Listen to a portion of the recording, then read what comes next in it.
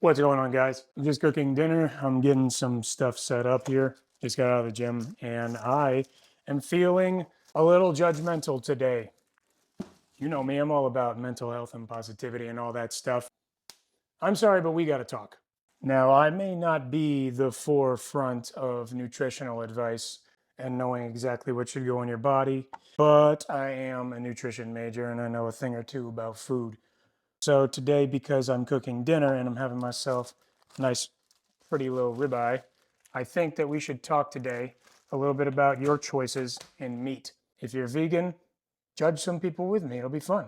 Now, in return, I will give you this. If you are going to judge me on the way that I'm cooking things today, that's perfectly fine. I don't have a grill, so unfortunately, I have to cook these steaks on my oven, which is less than optimal because it doesn't add as much flavor.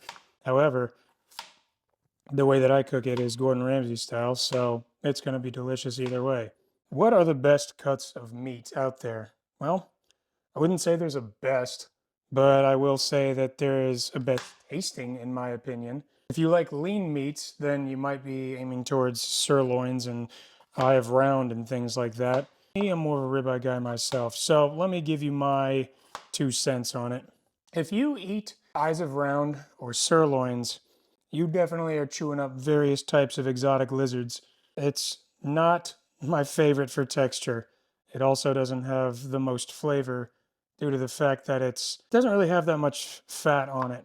That's fine. I imagine that's what most people would be wanting to meal prep, especially because it's so expensive to get groceries in the first place nowadays. I just can't get behind it. I have to spend the extra buck or two to get something with a little bit of marbling. You know what I'm talking about? If you don't know what marbling is, it is the fat and the little white parts that run throughout the steak. Now, there's nothing wrong with a good sirloin, I guess, but I don't know. I'm a texture guy. It's one of the reasons why I had a hard time getting into oysters and squid, which I still think both are kind of delicious. You can definitely judge me for that one, but I'm from Maine, so seafood's my thing.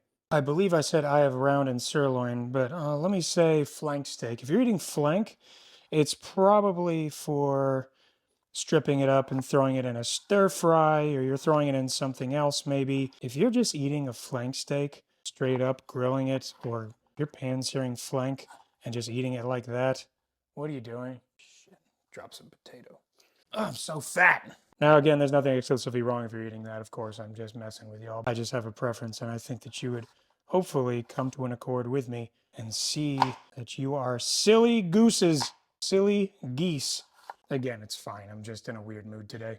Moving on. If you like strips, not a bad choice, but for me, not the biggest fan. They have this strange, tough texture unless you get it right on the money. That can be hard to do. It's not necessarily that difficult, but can be a little bit tricky. I'm not the biggest fan of them, but if you're gonna do it, then I suggest you get yourself some extra virgin olive oil and throw it in the pan and just kind of sear the fat before you do anything else. Also, extra virgin olive oil implies that out there exists some nasty, slutty olive oil. Think about that for a minute. Moving on, if you're having filet mignon, you're definitely a man of culture, or a woman of culture, or they, them of culture. I just hope you're enjoying it with something delicious, like some kind of sweet potato souffle or a vegetable that's got a ton of grease on it because it's delicious and seasonings and all that stuff. Or if you're having it with some surf and turf, get yourself some Maine lobster and throw that on there too. That's my favorite thing to do. Good choice, soft texture, very lean, but very soft. And that's probably why it's so expensive, because it's just probably the best cut of meat that there exists. Finally, if you're my people and you love the best cut of steak, then you are someone who enjoys a good ribeye. Why is ribeye the best? Well, I'll be happy to share that information with you. Ribeyes are full of this beautiful marbling if you're getting the right cuts and whatnot. It's not prime, it's choice, which is a step down from prime, but there's even a step down further than that. So I feel like I'm not doing too bad. I don't have a lot of shopping options around here either, so it's Walmart or nothing. The Ingles around here is not good. It was built 150 years ago, so there's not a lot of variation there. Ribeyes have the softest texture in my opinion, if you cook it correctly. Again, if you're my people, you're definitely cooking this medium rare, maybe rare. I can get behind that 100%. I can get behind a rare steak all day long. If you are cooking this medium rare, good for you. You are a connoisseur with classy taste. If you are cooking this medium, perfectly fine. No judgment there at all. If you're cooking it anywhere past medium, I have some words for you. And they involve 1, you're silly. 2, you're silly. And 3, get in the pond because you're the silliest goose. Do not cook steaks well done unless you're pregnant. You have an excuse. If you can't eat meat because of a genetic, diet, medical reason, you get a pass. If you are having none of those and you just enjoy eating leather, wrong. You're wrong. You're incorrect. But I digress.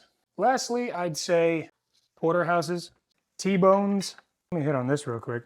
Now, my brother's not the biggest fan of T-bones and porterhouses from what I can gather. It's just a big bone in the middle, so when you go and pick it out of the grocery store, it tells you it's like 2 pounds of meat, but that bone does weigh a good amount.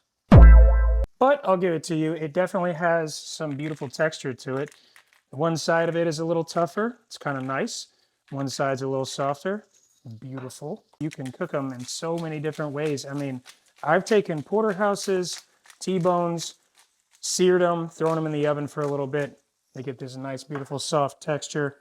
Kind of like if you go way out of your way and get a tomahawk or something like that, which if you do, we need to sit down and have a talk because I would love to come over and cook for you.